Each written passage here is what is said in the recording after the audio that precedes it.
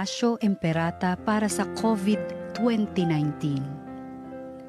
Ama naming mapagmahal, lumalapit kami sa iyo sa aming pangangailangan upang hilingin kami ay ipag-adya mo sa sakit na dulot ng COVID-2019 na kumitil ng maraming buhay at patuloy na kumakalat sa iba't ibang bayan at bansa. Hinihiling namin ang iyong biyaya sa lahat ng mga nag-aaral ng uri at pinagmula ng salot na ito. Patnubayan mo ang lahat ng dalubhasa sa medisina na tumutulong sa mga may sakit upang sila ay mapuno ng matibay na pagmamalasakit at pagdamay. Ipinapanalangin namin ang mga pamahalaan na naghahanap ng lunas at kagalingan para sa mga pinahihirapan ng sakit dulot ng salot na ito. Ipinagkakatiwala namin sa iyo ang lahat ng nagdurusa dahil sa sakit na ito. Pagalingin mo sila at bigyan ng mabuting kalusugan. Pukawin mo ang aming kalooban upang maging handa kaming tulungan ang mga may sakit at nangangailangan. Hinihiling namin ito sa pamamagitan ni Jesucristong anak mo na nabubuhay at naghaharing kasama mo at ng Espiritu Santo, iisang Diyos, magpasawalang hanggan. Amen. Mahal na Birhen, mapag-ampon sa mga Kristiyano, ipanalangin mo kami. San Rafael ang Arkanghel, ipanalangin mo kami. San Roque, ipanalangin mo kami. San Lorenzo Ruiz, ipanalangin mo kami. San Pedro Calungsod, ipanalangin mo kami.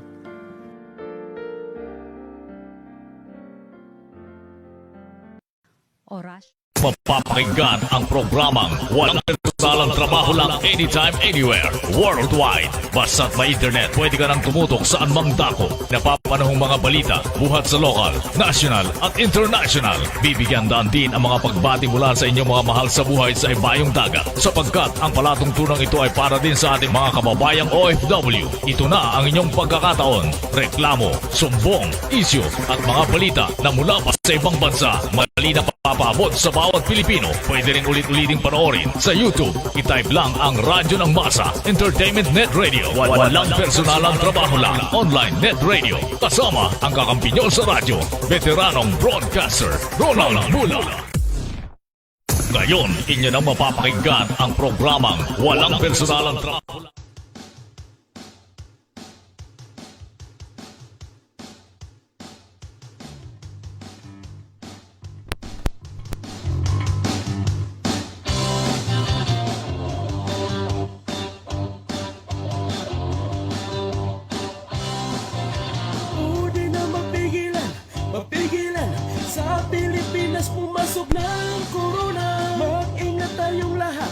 Tayong lahat, dahil nakakamatay ang corona. Laging maghugas ng kamay, ingatan ang buhay, mag-ingat ka. Dapat palaging nakamas dahil may virus.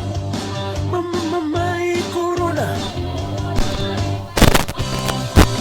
Mag-ingat tayong lahat, dahil nakakahawa ang corona.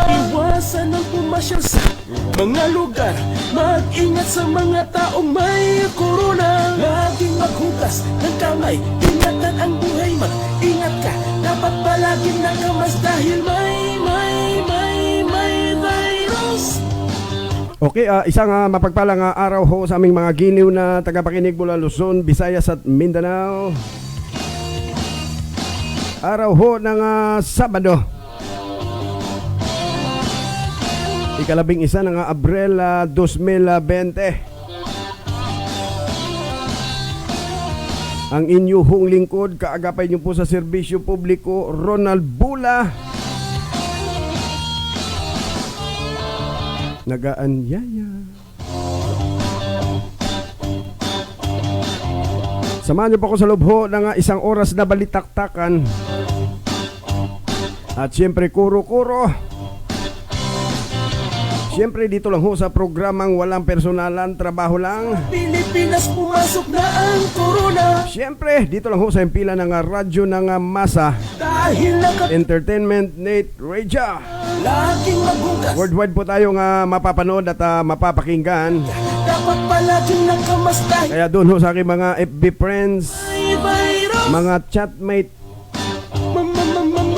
abay maaari na ho kayo magkomento sa aking Facebook account May at sa Facebook page ng radyo ng masa, corona. Entertainment Net Radio. Ang dami ho nating reklamo. At siyempre, balita. Grabe. Kung ano-ano ho yung mga na-encounter ko, ha? Hindi lamang sa labas ng himpilan, kundi maging sa social media. May mga nananampal ho ng mga frontliners. May mga nagmumura. May corona. May mga opisyal ng barangay May corona. na mga lasinggo. Ay nako.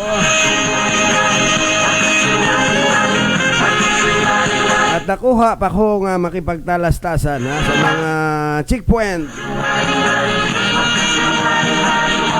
Ay nako naman. Kailan ka darating? May mga hindi na rin naabutan ng ayuda.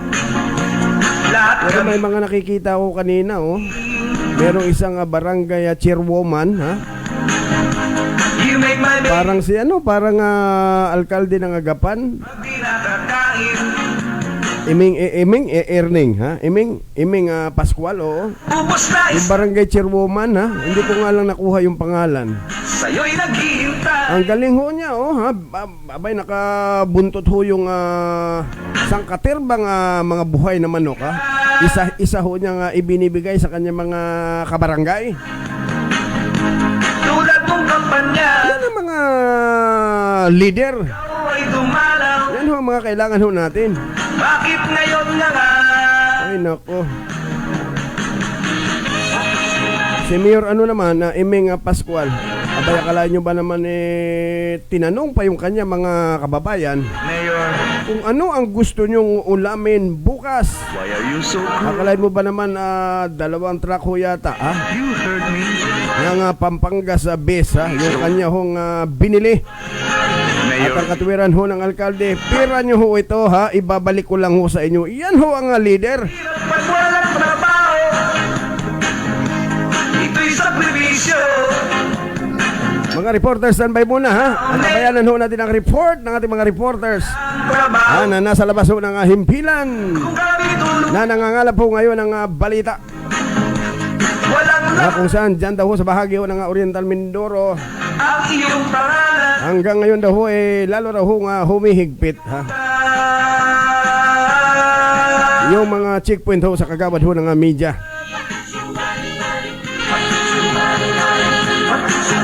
Mula na ho nang ibunyag ho natin, ha, yung nagaganap ho nga mga kalukuhan ho dyan sa pagpapalusot ho sa red plate, ha. Nulan ho ang 18 mga kapatid ho natin Muslim. Abay, akala nyo ba naman nagkaroon na ho ng higpit, paghihigpit? Sus Mariosip kayo. Ewan ko ba kung pinaimbestigahan na ito?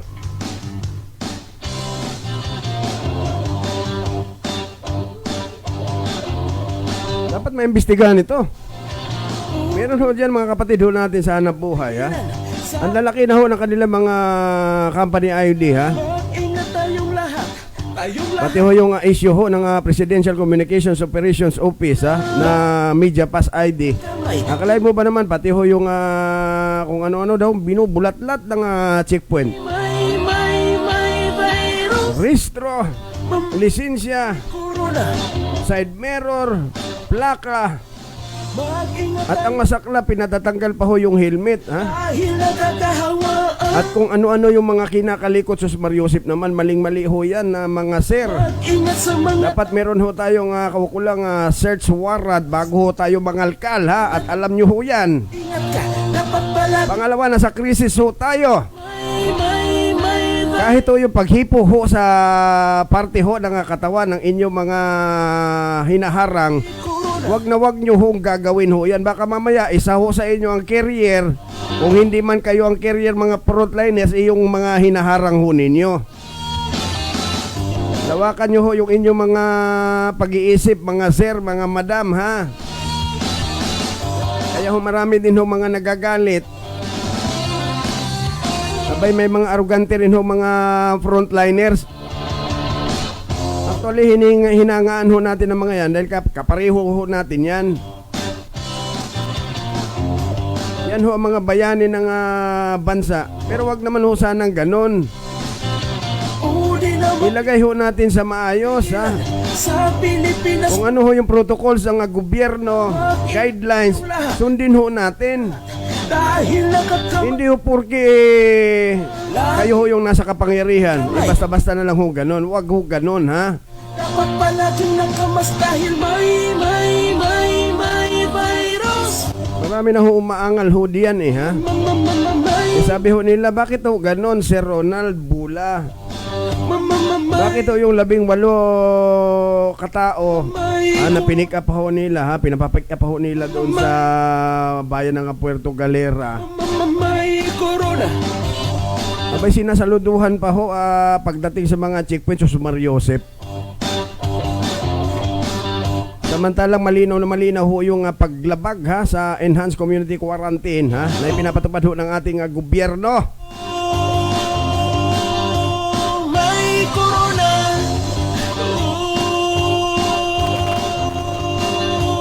May corona. Huwag ho kayo manahimik. Wala pa rin hong naririnig ho tayong naging pahayag base ho sa mga impormasyong pinararating ho sa atin. May malaking tao raw ho ang nasa likod. Itong ika nga pagbibigay, importansya, pagbibigay ng VIP treatment. Hindi ho issue dito yung mga kapatid natin na Muslim, ha? Kundi ang issue ho dito yung paglabag ho, ha? Kung sino man ho yung nasa likod, ha, nitong pagpapapuslit, ha? Ginamit ho niya yung kanyang kapangyarihan, ha, bilang opisyal, ha, ng probinsya. Akalain mo pati yung mga nadadaan ng mga sandamakmak na checkpoint. Okay, puro saludo daw ho ang ginagawa, sus Mariosip po, oh. Pero pagdating mo sa mga kagawad ng media, yung paghihigpit ho nila, matindi. Please, Mayor, give us. Para ano pa nga bang itong mga pahayag ni DILG Secretary Eduardo Anyo, ni Chief PNP Archie Gamboa, ni General Guillermo Ilyasar, na wag harangin yung mga media personnel, yung mga media practitioner sa checkpoint. Mukhang hindi ho kayo sinusunod, mga sir. Dahil hanggang ngayon patuloy pa rin ho kaming nakakatanggap ng mga reklamo. Mayor, Take note, ha, kaya Secretary Martin Andanar. Para ano pa ho itong mga ini-issue ho ninyong accreditation, itong mga media pass ID ho sa amin, Secretary. Kung kami ho paghihigpitan, we will surely die. useless din ho pala ito, Secretary Martin Andanar, sir. Ito'y sakripisyo. Ang sabi ho ng ilang mga matataso na opisyal ng Kampo Krami, kunin nyo raw ho yung buong pangalan, kung sino man yung mga Poncio Pilato pulis, kunin, at saka yung assignment daw ho ng pulis, kunin nyo raw ho yung buong pangalan, ng kung sino man yung pulis na yon, Advice ho sa atin yan ng Kampo Krami.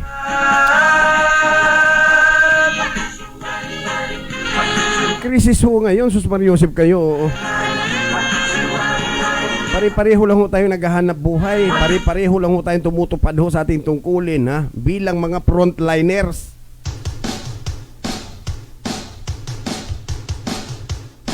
Ako, after ng program ko, gala na naman ako.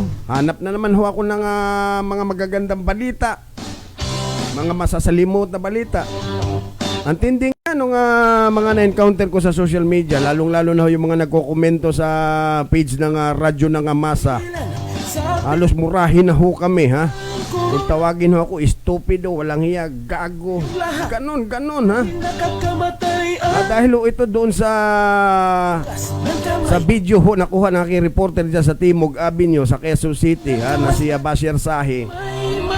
Akalain mo ba naman, nung ipuso namin sa social media, Corona, para ho naman aware ho yung ating gobyerno. tayong lahat. Tayo Kasi nakikita ko ho yung ibang mga frontliners ho natin, imbis na sakluluhan, tulungan, mga dahil nangingisay, nanginginig. Akalain mo ba naman pinagtitingnan lamang yung mga sus Mariose, may mga dumating na mga ambulansya, pulis, dapat palaging nakamasdan. mga traffic enforcer o kung sino-sino man. Kung sinakluluhan sana, hindi sana ho mamatay yung ale. May corona. Kaya nga ho namin pinost in-upload para ho mapanood ho naman ng gobyerno. Ni itsura nga ho nung taong nangingisay. Pati ho pangalan nun, hindi nga namin alam, hindi nga ho namin nakuha. Hindi rin nakuha nung aking reporter na si Bashir Sahi dahil sa takot din. Pero kung pagmumurahin nyo kami, wagas, sus Mariosip naman kayo. Trabaho lang ho kami rito at hindi ho kami namimersonal. Wala hong personalan dito, trabaho lang. Karapatan ho namin maglahad. Uli na Dahil yun ho yung aming trabaho. sa Pilipinas pumasok na ang corona. Mag-ingat tayong lahat. Tayong lahat. Ay nako, Nakakamatay ang corona. high blood lang ako. Gas ng kamay. Ingatan ang buhay mo. May nalalaman pa kayong fake news, sus Mariosip kayo. May. Andyan ho yung korte, bulat-latin yung maigi yung in-upload ho ng himpilan ng radyo ng masa. Corona. May corona. Kahit sa ang korte, harapin ko kayo mga tinamaan kayo magaling. May corona. Huwag niyo ako subukan.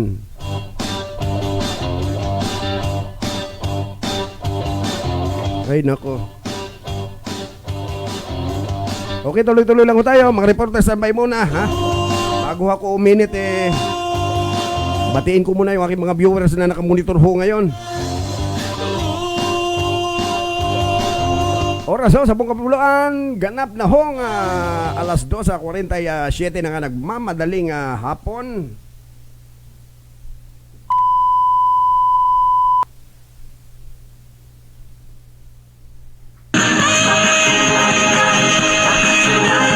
Antabayanan ho natin ang report ng ating kasama si Jake Ramirez kung saan yung 18 kapatid daw ho nating Muslim abay nasa Fort of Calapan pa rin daw ho hanggang sa mga oras na ito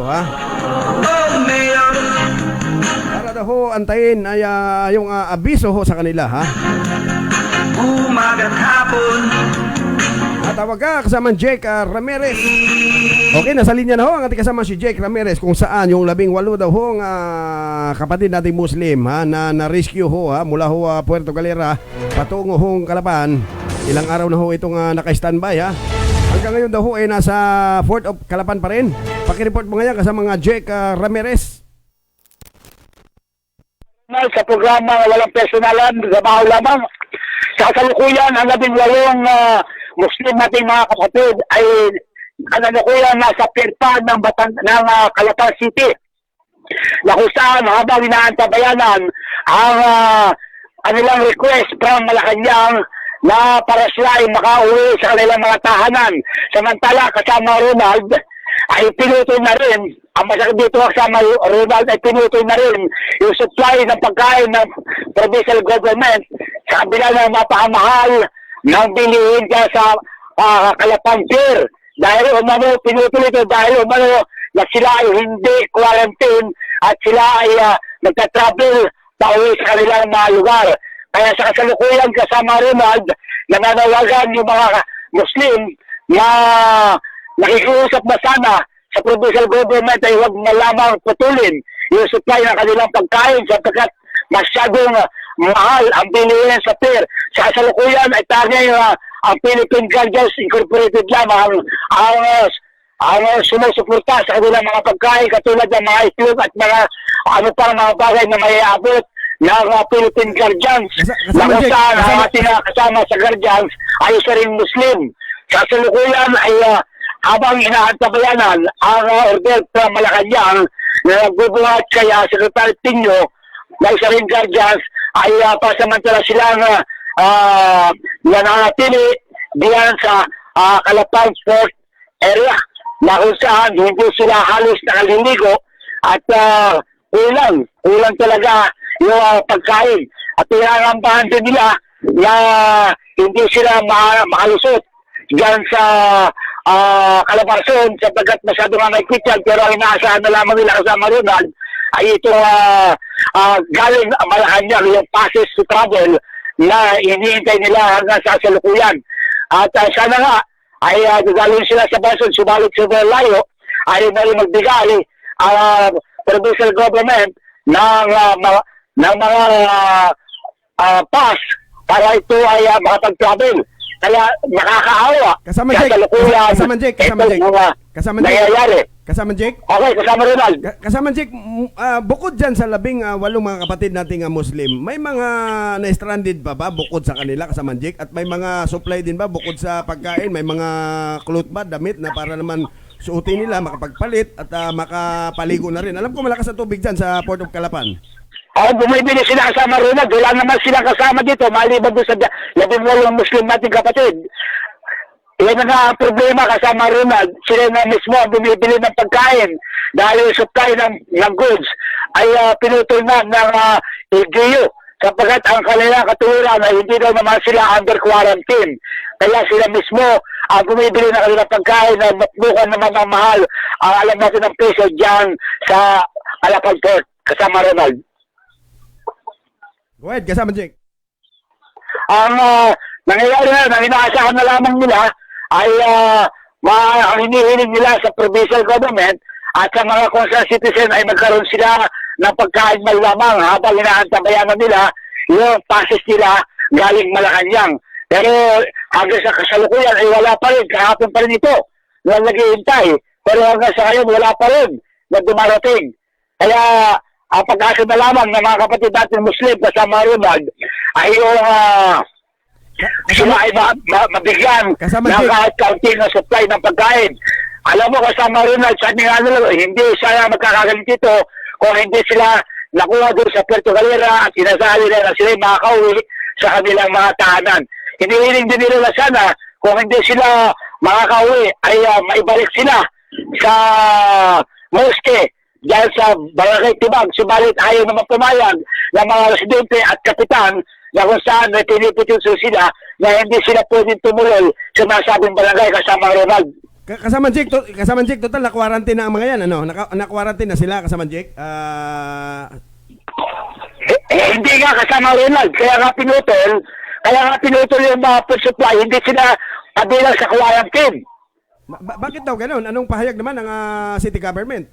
Wala pa tayo makukuha ng pahayag ng provincial government dahil ang sasalukuyan niya lang ay inaantay pa nila yung passes nila to travel galing Malacanang. Yun na lamang kasama Ronald ang kanilang inaasahan ngayon. Kasama Jake, saan sila natutulog?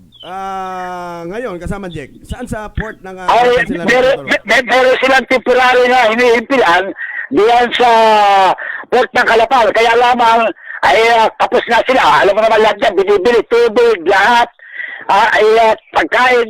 Kaya sila ay hirap na ngayon. Kaya nananawagan ang mga kapatid na Muslim na sana naman ay mabagalan sila ng pagkain kahit hindi sila under quarantine o nasasakop ng quarantine dito sa lalawigan ng Oriental Mindoro kasama Ronald. Go ahead, kasama Jake. Napakahirap na kanilang sitwasyon. Sabi naman ng mga tao, ang mga sinasabi rito, kung hindi daw ito pinakailaman sa Puerto Galera, hindi sila magkakaganito, itong mga kapatid natin Muslim dito sa pier. At ngayon, ayaw na rin magbigay ng traveling pass.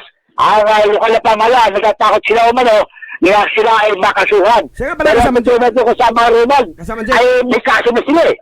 Kasama Jake, may pahayag ba yung 18 mga kapatid nating Muslim kung sino yung mga opisyal na nakausap nila para kunin nga sila doon sa bayan ng Puerto Galera?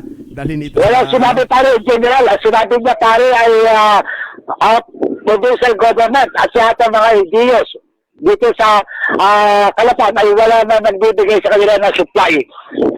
May statement na ba kasama Jake ang provincial government hinggil dito sa isyong ito? Wala pa nga announcement ang provincial government ang paliwanag na pinalabas sa kasalukuyan at inaantay natin kung ano ang kanilang aksyon dito sa nangyayaring ito dahil kung hindi dahil sa kanila ay hindi mapupunta rito ang mga kapatid natin Muslim sa Puerto Galera at Calapal kasama Ronald. Natin yan kasama Jake. Malawagan na lang tayo sa Palasyo ng Malacanang kung anong maganda para dyan. At ngayon, sabi rin niya ni Presidente Ronald Cagusan, ang Presidente ng Calapan City Guardians, ay national na ang tumutulong sa kanila ngayon.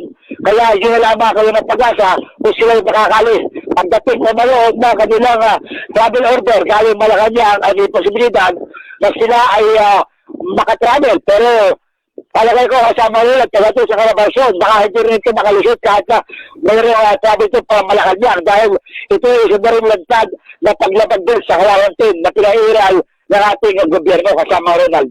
Tama ka dyan kasama Jake. At sana nga ay matapos na itong problema nito.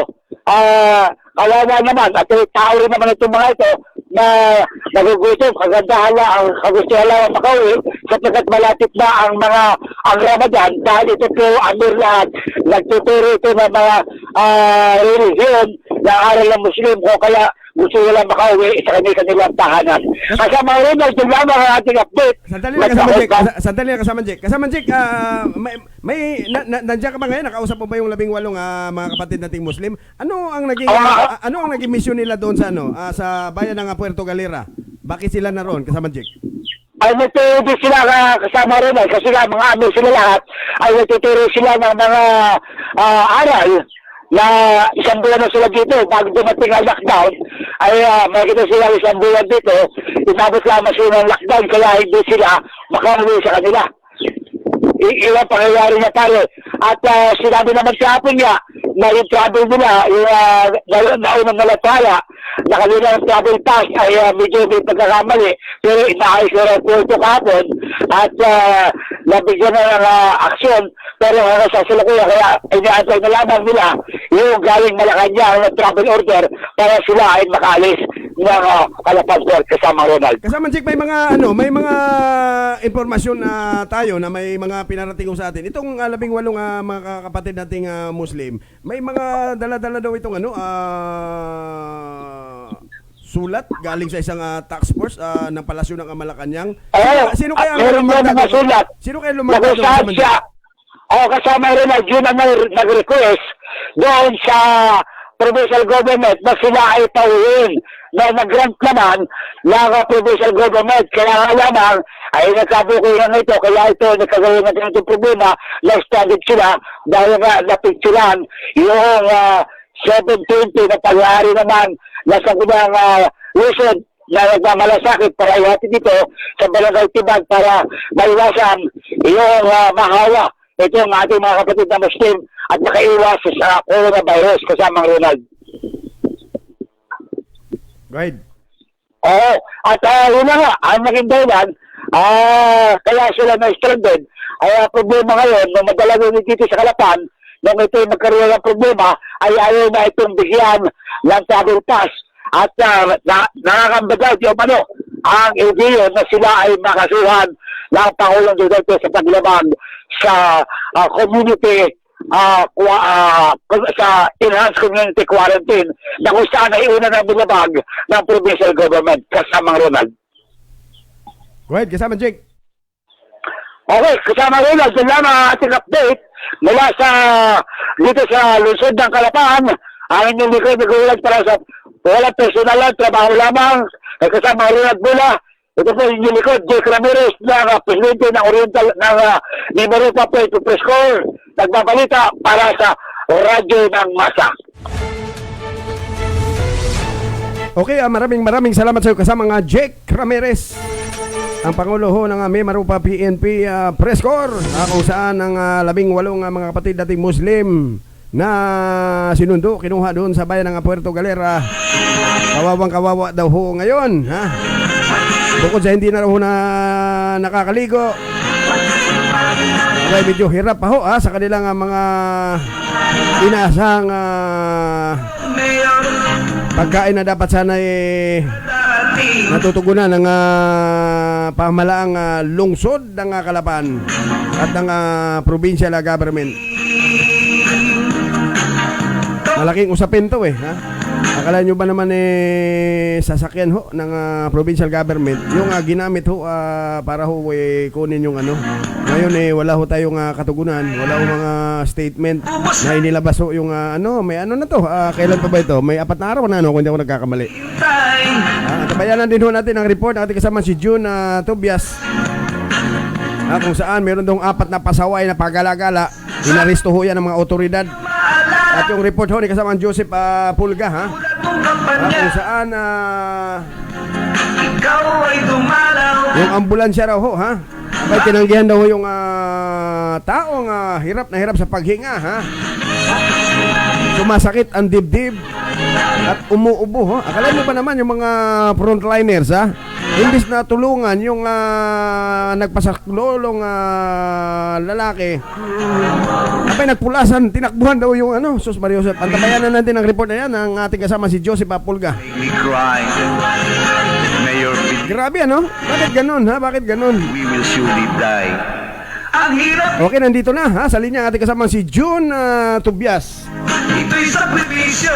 Kung saan yung 4 daw hong pasaway na pagala-gala, yung mga matitigas ang ulo.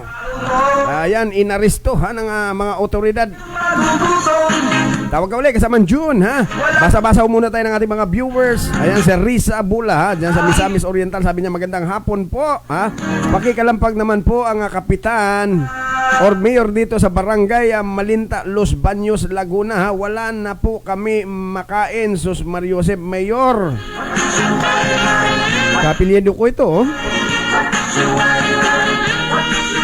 dyan daw sa Los Baños Gobernador Hernandez pakisakluluhan mo naman yung mga kababayan natin dyan.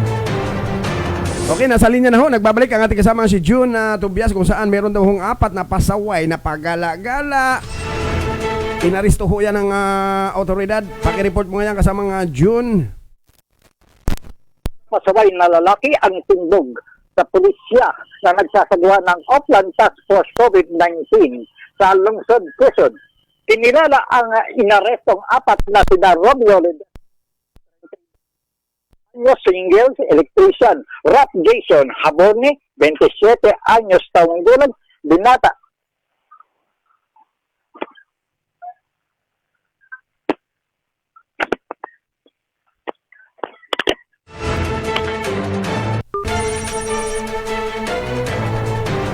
Medyo nagluloko yung signal ni June Tobias. Nawala-wala. Okay, tuloy-tuloy lang tayo.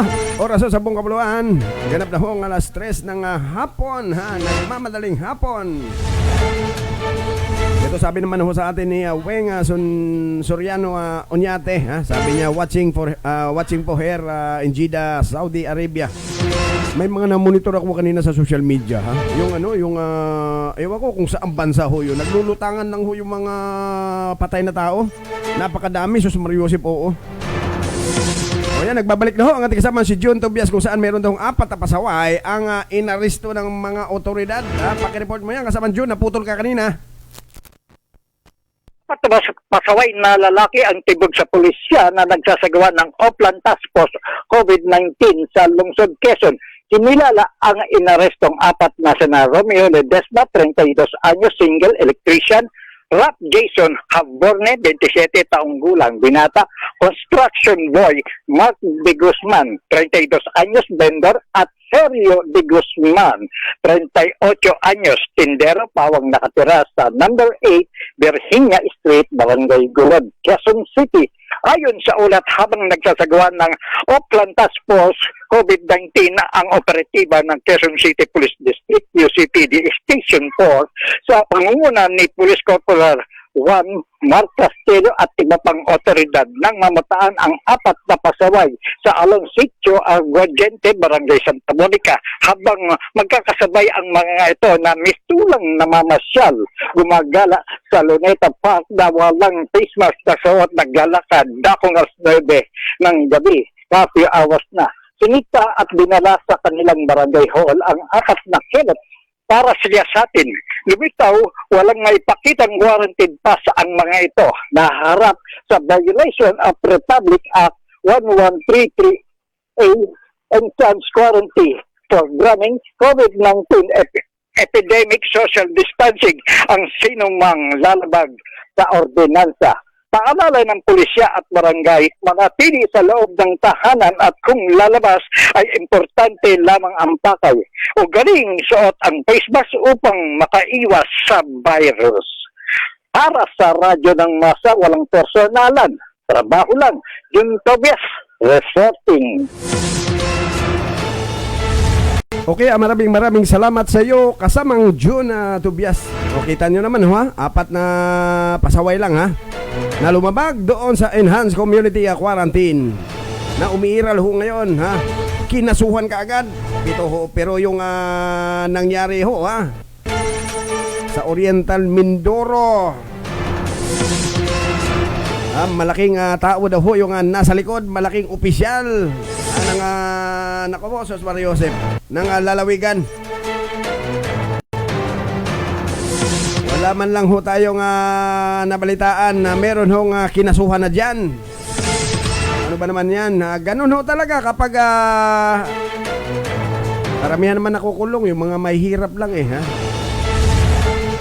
Akalain mo ito, pagala-gala lang dahil lumabag doon sa Enhanced Community Quarantine ha. Kinasuhan ka agad, kulong ka agad. Pero yung nagpagamit ho ng government vehicle ha, gamit pa ho yata ha, pati yung yata yung super taga-gobyerno rin. Pero wala ho tayong naririnig na meron hong kinasuhan yung kapulisan ho natin. At wala rin ho tayong naririnig na may mga iniimbestigahan ang Kampo Krame ha? Ang tanggapan ng DILG, tanggapan ng Palasyo ng Malacanang. Dapat mag-imbestiga rin sila, paimbestigahan din nila ito dahil hindi biro ito Okay, tuloy-tuloy lang tayo. Basa-basa muna tayo. Sabi ni Weng Soriano Orñate ha, tigas talaga ng ulo ng mga tao ha. Sabi stay home, di kayo pwede sa batas ng Middle East. Ginoo, pag dito kayo, iwan lang anong mangyayari sa inyo. Ayan, iba doon. Talagang putol ka agad ha.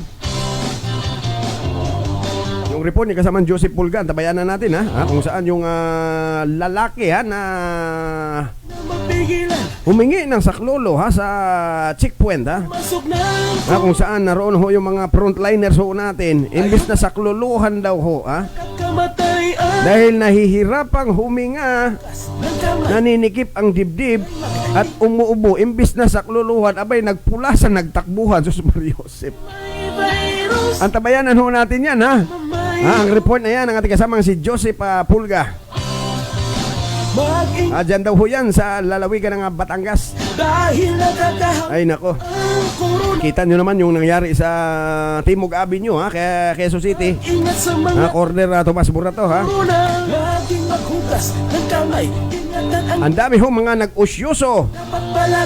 Aba, kung ako lang ho ang nandoon, Sus Mario Joseph, baka binuhusan ko ng ng tubig. Malay mo ha, baka nahihilo lang ha, o dahil sa gutom baka nahilo. Ang problema ha, pinagtitingnan lamang ho ha. Dumating din yung napakaraming pulis, may mga ambulansya, may mga barangay. Ang lalaki pa ng mga ID, nakalagay frontliner. Sus Mario Joseph kayo, buhay ho sana yon kung nasakluluhan ho ninyo. Kaya nga ho kayo frontliners sinasaluduhan na nga ho kayo ng sambayanan Pero yung nagpasakluluho sa inyo, imbis sakluluhan ninyo, abay tinakbuhan ninyo, mga tinamaan kayo magaling. Oo. mapigilan. Sa Pilipinas pumasok na ang corona. Okay, nandyan na ho ang ating kasamang si Joseph Pulga, ha? Dahil na Ang ganda ho nitong kanyang report, ha, kung saan nagpulasan na ho yung mga frontliners. ingatan ang buhay. Matapos daw ho humingi ng saklolo, ha, ang isang lalaki, ha, na nahihirapan ho huminga, naninikip ang dibdib, ha, at umuubo, ha. Abay, imbis na saklolohan, abay, tinakbuhan, ha. Pakireport mo yan kasama nga Joseph Pulga. Ronald, kahapon nga, no, ay medyo sinasabi daw, di umano, na nagpulasan daw itong mga frontliner. Linawin lang natin, ano, yung ating pong frontliner, hindi naman talaga totally nagpulasan, nagdistansya lang. Kasi, siyempre, pumunta sa kanyang, nandun tayo nandun, alam mo naman, itong mga checkpoint, kino-cover natin ito Nandito tayo, nakita natin yung sitwasyon Joseph. Yung tao na galing ito trabaho, galing ng SM, Joseph, kahit pumunta doon sa pwesto mismo, doon niya pinarada yung kanyang motor niya, tapos dinadaing niya na masakit nga raw ang kanyang dibdib, at yung nahihirapan siyang huminga, ano? Tapos, inuubo. So, ang ginawa ng ating mga frontliner, pinaupo ito sa isang silya na huwag ka munang tumayo. So, dumistansya lang kasi nga, siyempre, alam mo naman ang sitwasyon, wala naman ang ating frontliner ng mga kit na mga gown, yung mga mask na mga maano, siyempre, alam mo naman, yung virus na yan, delikado yan. Kaya lumayo ng konti, dumistansya lang mga ilang metro. At habang humihingi ng ayuda sa ating mga local government dito sa Lipa, humingi ng ambulance para nga makuha itong tao, no, at madala na nga sa ospital. At ang payag pa nga nitong tao, ito ay taga-barangay Sabang ito, hindi ko na sasabihin, no, kung saan eksakto at kung sino ito. At ito nga empleyado ng isang SM, ano. At sabi niya, hindi nga raw siya dumiretso ng kanyang bahay dahil nga mayroon daw siyang asawa na buntis at mayroon siyang anak na bata pa. So, ibig sabihin, sa kanyang sarili, alam niya na may nararamdaman siya.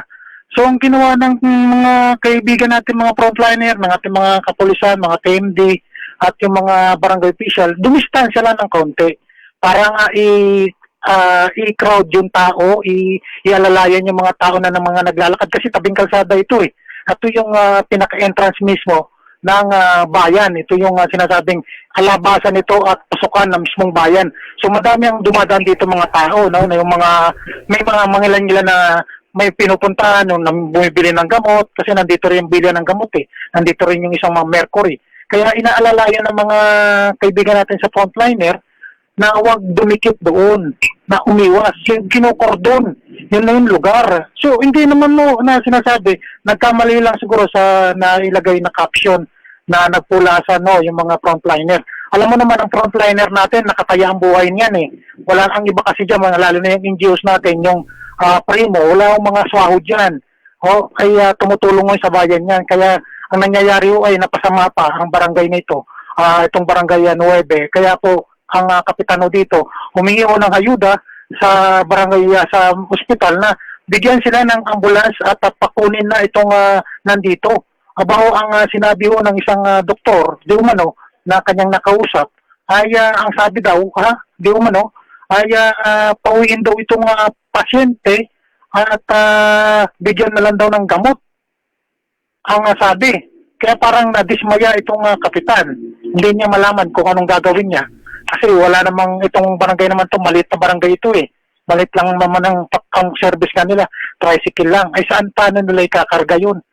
So ganun nga nangyari kasamang Ronald. Ilang oras din tumagal, nang ito ay gumawa ng akbang pa rin itong kapitan para nga mismo ang kapitan na nga nitong barangay 9 ay nag-aalala na rin sa sitwasyon nitong pasyente kasi hirap na itong huminga at panayang hipo niya sa kanyang dibdib at ang panayang ubo niya. So siya mismo, itong mismong tao, siya mismo ay pag may tumatabi sa kanya, yung lalo yung mga motor, sinasabihan niya, huwag kayong tatabi sa akin. Pinapalayo niya mismo. Siya mismo ang nagsisinyas na pumapalayo. At ito nga ay dahil nga doon sa hindi siya makalis doon, sinasabihan din ng mga protay, huwag kang umalis dyan sa iyong lugar, parating na yung ambulance na susundo siyo. Pero sa kasamang palad po ay nakakadismaya po no, sa mga frontliner natin dito sa mismo sa Lipa. Wala hong dumating na ambulance, hindi ho nasundo itong lalaki at ang nagdesisyon na lang na may isang doktor doon sa mismong hospital ng Lipa na papuntahin niyo na lang dito yung pasyente at kami na lang ang sasalubong. So ganoon na po ang nangyari. Pinasakay sa motor, tinanong yung lalaki na pasyente, kaya mo pa ba? Sabi niya, kaya ko pa. Sige, ikaw na ang pumunta doon kasi wala nga susundo na ambulance sa'yo. So, hindi ho yung mga frontliner natin nakataya ang buhay yun eh. So, iniingatan din nila yung kanilang sarili na makahawa. So, ang ginawa nito, nagmotor siya, pumunta na lang ako mag-isa sa hospital.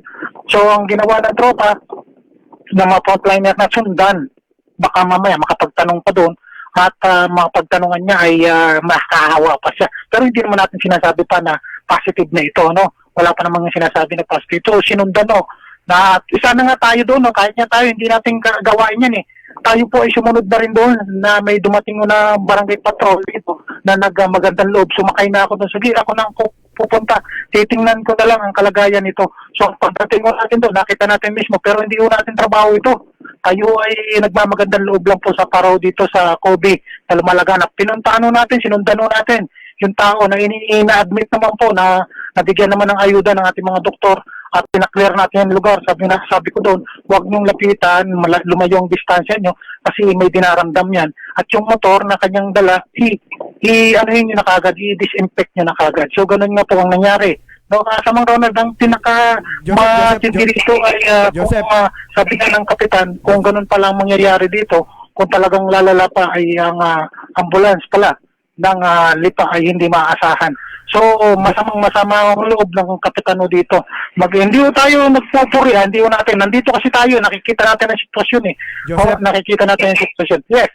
Joseph, sa madaling salita, ito pa lang ating mga frontliners, kulang sa briefing sa madaling salita. Kasi kapag may mga ganyang insidente pala, parang wala silang gagawin. Tapos sino yung doktor nga pala kasama Joseph na nagbigay advice na abay bumili na lang ng gamot para gumaling, ganun?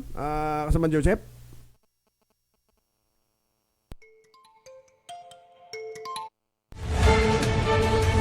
Naputol si kasama Joseph.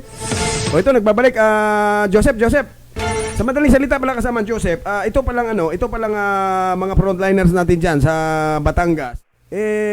Sa madaling salita, kulang sa briefing kasama Joseph. Kasama Ronald, kulang sa kagamitan. Kasi wala naman silang gown na kukuha dun sa tao. Wala tayong matitibay na mga mask. May mga briefing naman, kasi may mga alam naman. Kaso nga lang na siyempre ay iniintindi pa rin na kasi may proper protocol kasi diyan kasama Ronald eh. Ang frontliner kasi, ang trabaho kasi niyan, asikasuin yung mga tao na huwag nai-aware yung tao na huwag mahawaan ng virus. Kasi may protocol tayo, ang talagang kukuha talaga dyan ay mga ambulance. Pagka kayo ay nakakita ng ganon, ambulance mismo kukuha. May mga protocol kasing ganyan kasamang Ronald, kahit tayo naman, kahit hindi natin alam yan, kasi may mga protocol talaga dyan na ang tanging makikialam lamang dyan ay yung ating mga doktor, yung mga nasa BSW, yung mga nakakalam talaga na dapat ang hihipo dyan. Kung kagaya ng mga frontliner natin, medyo umiiwas lang din kasi alam niyo naman, virus yan eh. At hindi naman talaga natin hindi may iwasan yan. So hindi ho nagpulasan, hindi ho nagtakbuhan, ano? At umiiwas lang, lumayo lang ng konti. Pero nandun pa rin ang suporta nila. Kinukordon nga nila yung lugar eh. Joseph, at ginawa din naman ng paraan ito kasama Ronald, nakarating din naman ito sa ospital. At hanggang sa ngayon kasama Ronald, inoobserbante rin itong pasyente kung ito nga ay positive o negative doon sa nararamdaman niya kahapon nung siya ay dumaing. Joseph, meron din kasing post ako nabasa ni kasamang CEO sa Corneja kung saan meron siyang pinatunguhan doon na meron ding isang checkpoint ho yata na nagpulasan daw yung post ba ni kasamang CEO sa Corneja at itong nire-report mo ngayon, iisa?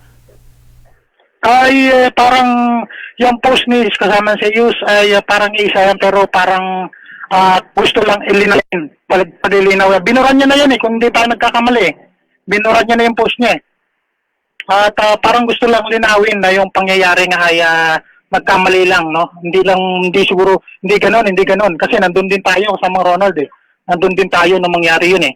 Yung sitwasyon na yun, dalawa halos kami. So, yun nga, ang nangyayari nga sa Facebook ay nagiging masama pa. Itong ng ating mga frontliner at ng ating mga kapulisan, pati na yung mga nag-secure nga nitong lugar, nitong kung saan nga nangyari, itong pagdaing ng isang lalaki na sumakit ang dibdib, inuubo at dinadaing rin yung lalamunan na masakit. Siyempre, yun ang cause eh. Alam mo naman kasama raw, pag dumaing ka ng ganon, ay yun ang pinaka-symptom na sinasabi nga. So, kasama Ronald, ay sinicure lang, inayos lang din yung sitwasyon kung paano i-handle itong pasyente. At kasama Ronald, naihatid na naman ito sa ospital at hanggang sa kasalukuyan, iniobserbahan pa ng doktor kung ito ay positive o hindi. Kasi 1 week tayo malalaman kung ito nga ay positive sa sinasabing virus kasamang Ronald. So kaya nagigpit na ng gusto ang lipa, nagigpit na ngayon lang kahapon. Inumpisa na kanina, ngayon ay nagigpit na ang mga otoridad natin dito. Kailangan ay meron na silang color coding sa mga Ronald. Halimbawa, pag ikaw ay kung ikaw ay barangay ng isang barangay, mayroon kang color coding sa iyong quarantine pass. Kailangan may kulay ito, kulay dilaw, kulay itim. Pag ito halimbawa ng barangay 9, kulay pula ang iyong quarantine pass, mayroon siyang kulay na tanda. Na katunayan na ikaw ay mamamalengke, yun lang ang makakapasok sa Marol. Napakagpit na seguridad dito ngayon sa Marol nung mangyari nga itong kahapon na di mo ay nagtulasan di mo itong mga ating mga frontliner sa mga Ronald. Yun na sa mga Ronald ang ating ilibigay na report mula pa rin dito sa lalawigan ng Batangas para sa update ng COVID-19, para sa programang Walang Personalan, Trabaho Lang, para sa radyo ng Masa Internet Worldwide. Joseph Pulga, nagbabalita. Okay, maraming salamat sa iyo kasama mga Joseph Pulga. Grabe ano? Kapag may mga insidente ho palang ganon ha, dapat ho talaga pagdating ho diyan yung mga ikang yung mga handa ha, sa anong mga bagay. Kasi mahirap yung nangyari doon sa Timog Avenue ha, corner na Tomas Morato.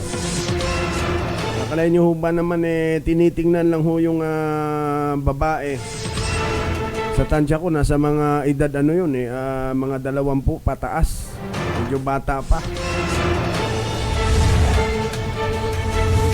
Kaya lang ang problema ho doon ha, mula ho nung i-upload ho namin yun, akala mo ba naman inulan kami ng batikos, Sus Mariosep. Kahit 1,000 bisis ho nilang basahin yung caption ho namin doon, wala hong sinasabing COVID positive, namatay sa COVID, ni 1 litra nga ng pangalan nung nangingisay, hindi nga ho namin makuha-kuha. Tapos kung batikusin kami rito, wagas.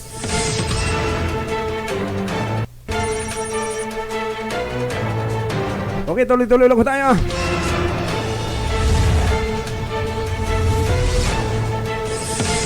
Samantala ho, kaso ho ng COVID-19 sa bansa, abay pumalo na ho sa 4,195 at 25 bilyong piso na loan ng Pilipinas para daw sa COVID-19 na response, inaprubahan na ng World Bank. At kaso ho ng COVID-19 sa lalawigan ho ng Batangas, abay pumalo na ho sa 6 na po. At mga picking amelioration form, abay ibinibinta raw ho dyan sa Baclaran.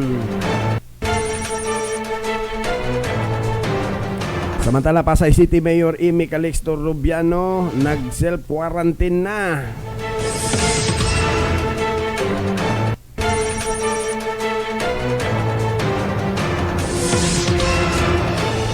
Samantala ho, ito ho ang pagsusuot ho ng face mask sa San Agustin na Romblon. Abay, mandatory na raw ho ito. Dapat lang. Mahirap na mapasukan. Samantala ho, kaso ho ng COVID-19 sa lalawigan ng Laguna. Abay, higit 100 na ha. Ganun na ho karami. At pagpasa ho sa panukalang Media Workers Welfare Act, abay pinamamadali ho yan sa Kongreso. Samantala ho, DepEd nagpatupad na rin ng 3 buwang moratorium sa outstanding loans ng mga guro.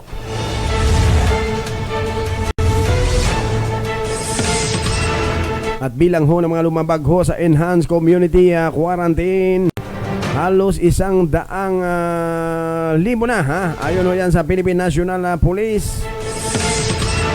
At lockdown ho sa bansang Italy ha. Abay mas pinalawig pa ha hanggang Mayo. Ganon katindi. Tuloy-tuloy lang ho tayo. Basa-basa ho muna tayo ng mga sumbong ha, yung mga hinaing, mga reklamo ha sa atin. O ito, sabi ho nito, magandang hapon Sir Bula, naka-monitor ho kami ngayon sa inyo. Pakikalampag naman ho itong aming Las Piñas LGUs.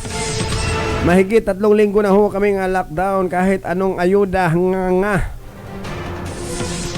nga pa rin kami ha, mga taga Pilar Village. Hindi mayaman ang nakatira dito. Karamihan retired government employees na walang inaasahan kundi pensyon. Magmalasakit naman sana ang alkalde namin dito.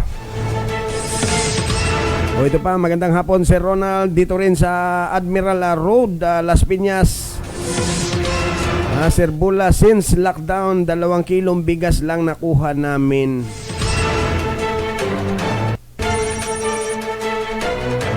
O ito pa, magandang hapon Sir Ronald Bula, pakikalampag naman po ang Department of Labor and Employment o DOLE sa Mindoro. Nakalampagin naman nila ang mga employer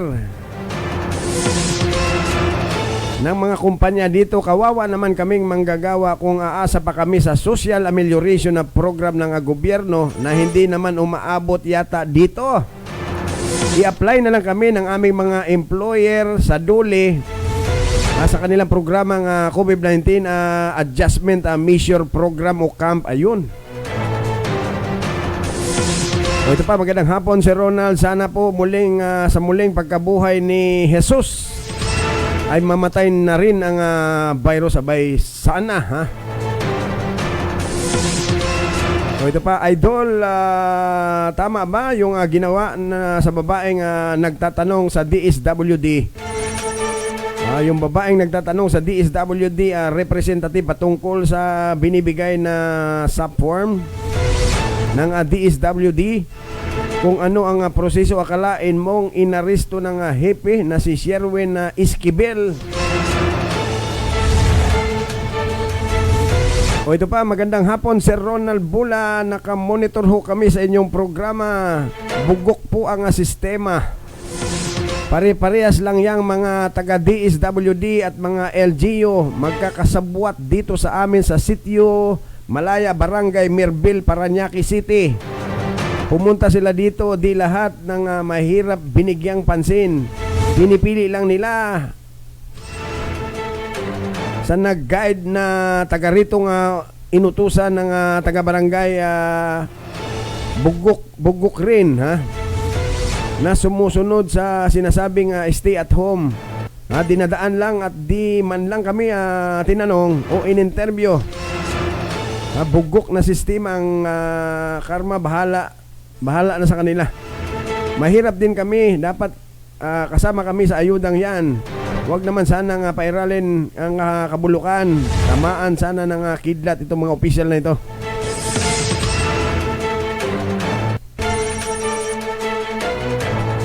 O ito, nakamonitor ho sa atin si Derek Buji Vlogs. Sabi ho niya dito, mga frontliner sa repacking center ng barangay Bagbag naglabas ng sama ng loob sa mga netizen sa mga nababasang negatibong komento sa mga negatibong komento sa Facebook. Ito sabi uli ni Derek Buji Vlog, SAC form ng DSWD ay hindi sapat ang ipinamamahagi sa bawat barangay at LGUs. Tama yan, totoo yan. Ang dami ho nating reklamo nga natatanggap ho dyan, kung saan limitado lang daw ho ang mga pinamumudmud sa bawat barangay. DSWD Secretary Rolly Bautista, sir, pakimonitor nyo ho yan.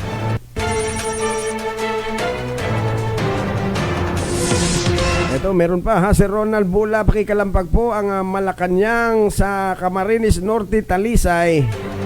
Mga pensyon ng senior citizen, 500 piso kada buwan.